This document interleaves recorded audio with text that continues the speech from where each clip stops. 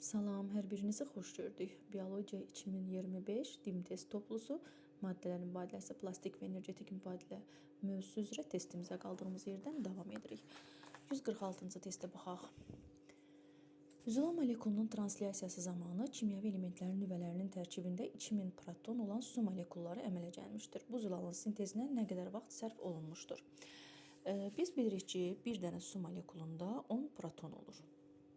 10 proton. Onda bəs neçə su molekulu var imiş ki, burada protonun sayı olubdur 2000. Tapdım ki, burada 200 dənə su molekulu var imiş. Və zolal biosintezi zamanı bilirsiniz ki, ayrılan suyun və peptid rabitənin miqdarını N-1 düsturu ilə tapırıq. Biz də tapdıq ki, suyun miqdarı 200-dür. Yəni N-1 bərabərdir buradan 200-ə. N isə bərabərdir 201-ə. Bəs burada N nə idi? N amin turşuların sayı idi. Bir amin turşunun zolal zəncirinə birləşməyi 5-də 1 saniyə çəkirsə, hər ikisini tapacaq 5-də 1, 6-da 1, çünki cavablarda bizə elə veribdi. Onda 201 amin turşunun birləşməyi də x saniyə çəkər. X buradan bərabər eləyir 40,2-yə. Bir də yazırıq ki, bir amin turşunun birləşməyi əgər 6-da 1 saniyə çəkirsə, onda 201 amin turşunun birləşməyi nə qədər çəkər? X qədər çəkər. X də buradan bərabər eləyər 33,5. Demək, cavablarımızın biri oldu 33,5, biri də oldu 40,2. O da oldu B variantı. 147-yə baxaq. Deyir, zolal molekulunun translyasiyası zamanı kimyəvi elementlərin nüvələrinin tərkibində 2000 proton olan su molekulları əmələ gəlmişdir. Bu zolalın orta nisbi molekul kütləsini hesablayın. Yenə tapırıq ki, bir su molekulunda deməli 10 proton varsa, X su molekulunda 2000 proton olar. Buradan da suyun miqdarını tapdıq 200.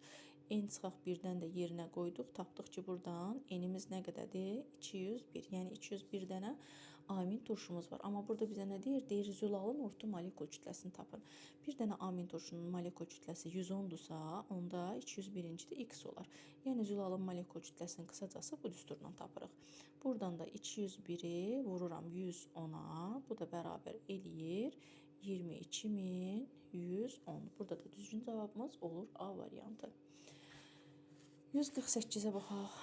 Deyir ki, qlikozanın oksigenli parçalanması zamanı ATF sintezinə 11520 kilojol enerji sərf olmuşdur. Bu zaman neçə mol glikoza parçalanmış və cəmi neçə mol ATF əmələ gəlmişdir.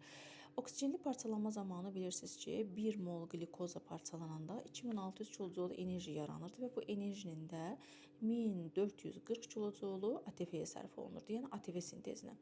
Yazıram neçə mol glikoza parçalanıbdır ki, bu dəfə də 11520 kilojol enerji ATF-yə sərf olunubdur. Buradan X-i tapdıq ki, elədi 8.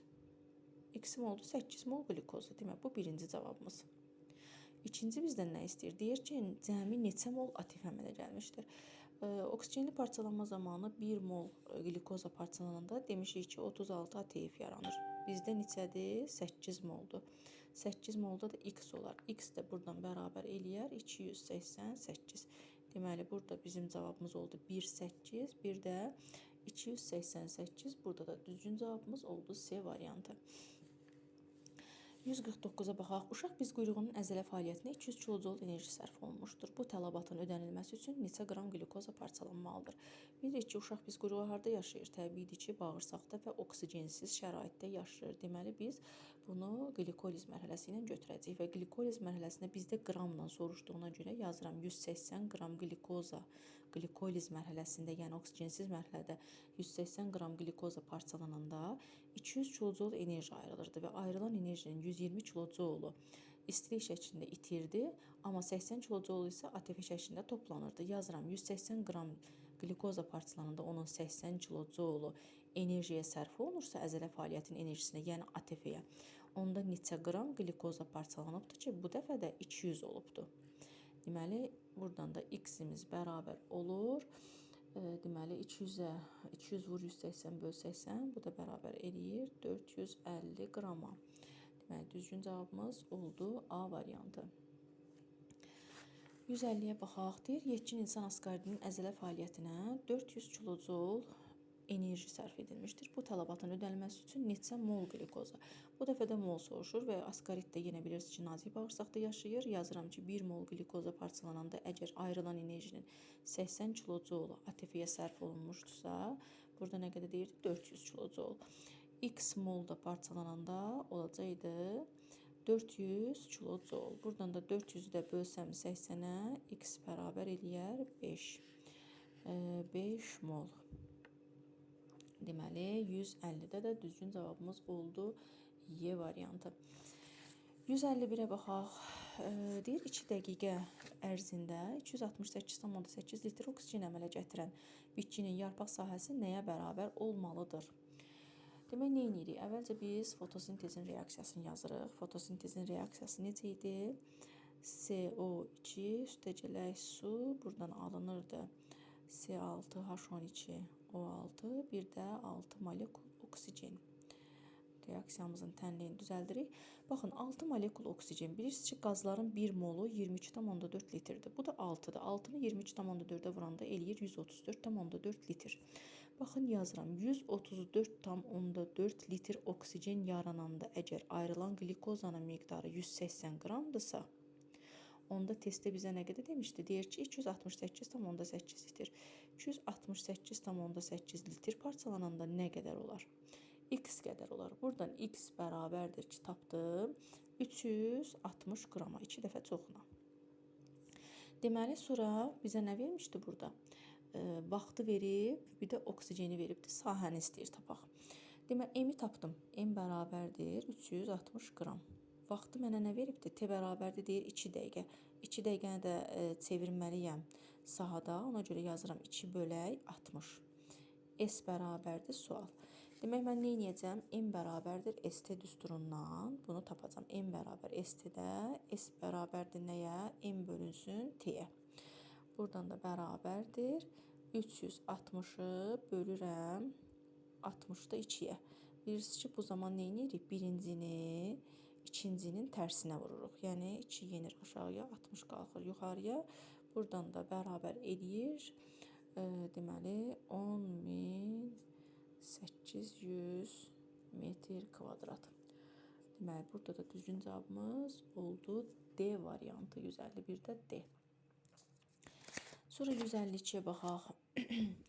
Genin kodlaşdırıcı hissəsinin transkripsiyası zamanı 6462 qram su ayrılan zülal molekulunun ribosomda maksimal translyasiya müddəti nəyə bərabərdir? Demək, nə qədər su ayrılıb? 6462 qram. Birinci nə edirəm? Yazıram ki, 1 mol suyun, əgər 1 molekul suyun kütləsi 18 qramdırsa, onda neçə molekul suyumuş ki, bunun kütləsi də olubdur 6462 qram. Deməli, buradan tapıram ki, suyun burada çəkisi, demək, molekulu ümumiyyətlə 359'muş. Burada mənə nə deyirdi? Transkripsiya zamanı. Yazıram 3N çıxaq 1, transkripsiyanın düsturu belə idi. Bura bərabər oldu nəyə? 359'a. 3N bərabərdir. Buradan 360'a, N də bərabərdir 120'yə. 120 dənə tapdım ki, burada amin turşu var imiş. İndi nə deyir? Deyir, translyasiya müddəti nəyə bərabərdir? Bir dənə amin turşunun translyasiya müddəti, baxın, bir amin turşunun, bilirik ki, zülal zəncirinə birləşməyi 5'də 1 saniyə çəkirdi. Onda bəs mənim tapdığım bu 120 amin turşu neçə saniyəyə birləşir? X.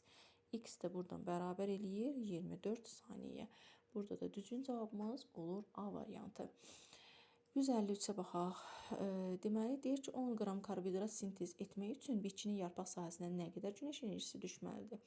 Burada nə edirik? Deməli, bilirik ki, 1 qram karbohidrat parçalananda 17,6 kilojoule enerji ayrılır. Bu mənə nə qədər veribdir? 10 qram. 10 qram da nə qədər olar? X qədər. X bərabərdir, buradan tapdım ki, 176 elədi. Düşən günəş enerjisini necə tapırdıq? Y vuraq 100 düsturundan. 176'nı da vuraram 100'ə. Bu da bərabər eləyər neçəyə? 17.600'ə. Deməli, 153'də də düzgün cavabımız olar C variantı. Sonra keçək 154'ə. 154'də nə deyir? 5 metr kvadrat yarpaq sahəsinə 1 saat ərzində nə qədər günəş enerjisi düşər? Demək, nə edirik? M bərabərdir. ST düsturundan istifadə edib bunu tapırıq. S verilibdir, T veribdir, M'imiz yoxdur. Nə edəcəm? Buradan M bərabər ST düsturundan S5-dir, MT də 1 saatdır. Bu da bərabər elədi 5 qram üzvü maddəyə. İndi yazıram. 1 qram üzvü maddə parçalananda 17,6 kilojul enerji ayrılırdısa, onda 5 qram parçalananda nə qədər olar? X qədər. X buradan bərabərdir 88-ə. Düşən günəş enerjisini hansı düsturundan tapdıq? Y vuraq 100 düsturundan. 88-i də vuraram 100-ə. Bu da bərabər eləyər 8800 kilojul enerjiyə ki, bu da eləyər Y variantı. 154-ə baxaq. 155-ə daha doğrusu baxaq. Demək, glikoliz prosesi zamanı ayrılan suyun ümumi kütləsi 108 qram olmuşdur. Bu zaman neçə mol glikoza süd turşusuna parçalanmış və neçə mol ATF sintez olunmuşdur. Glikoliz bilirsiniz ki, oksigensiz mərhələdir. Oksigensiz mərhələdə də 2 molekul su ayrılırdı. Yəni 2 mol. İndi qramla dediyinə görə yazıram ki, 1 mol glikoza parçalananda əgər 36 qram su ayrılırdısa, təbii ki, reaksiyaları əzbər bilib bunları yazırıq. Neçə mol glikoza parçalanıbdır ki, bu dəfə də olubdur 108. Buradan X tapdım ki, bərabərdir nəyə? 3-ə. 3 mol glikozaya. Bilməm, birinci cavabım. Sonra nə deyir? Deyir və neçə mol ATF sintez olunmuşdur. Yazıram. Oksigensiz mərhələdə 1 mol glikoza parçalananda əgər 2 ATF yaranırdısa, onda mənim tapdığım bu 3 mol glikoza parçalananda nə qədər ATF yaranar? X qədər. X də buradan bərabər eləyər 6 mol ATF-yə. Cavablarım oldu hansı? 3 və 6 demək. Uyğun gəldi. Cavabımız 155 oldu. Sonra keçək 156-ya. Deyir ki, polipeptid, deməli, polipeptid zəncirin biosintezi zamanı polipeptid zəncirin translyasiyası 1 dəqiqə müddətində başa çatırsa, bu zaman ayrılan suyun kütləsi neçə qram olar? Nə edirik? 1 dəqiqəni birinci çevirirəm saniyəyə. 1 dəqiqəmiz bərabərdir nə qədər? 60 saniyə. Və bilirsiniz ki, bir amin turşunun zəncirə birləşməyi nə qədər çəkirdi? Mənə həm ikisini də verib də 5-də 1, 6-da 1-lə tapmağı deyibdi. Ona görə də hamısını yazmalıyam. Deməli, bu zaman ayrılan suyun miqdarı. İndi yazaq ki, əgər bir amin turşunun zəncirə birləşməyi 5-də 1 saniyə çəkirsə, onda deməli, neçə amin turşuymuş ki, onun da birləşməyi çəkibdə 60 saniyə. Buradan X bərabər olar nəyə? X bərabər olar buradan 300-ə. Deməli, birincini tapdım ki, 300 amin turşu var.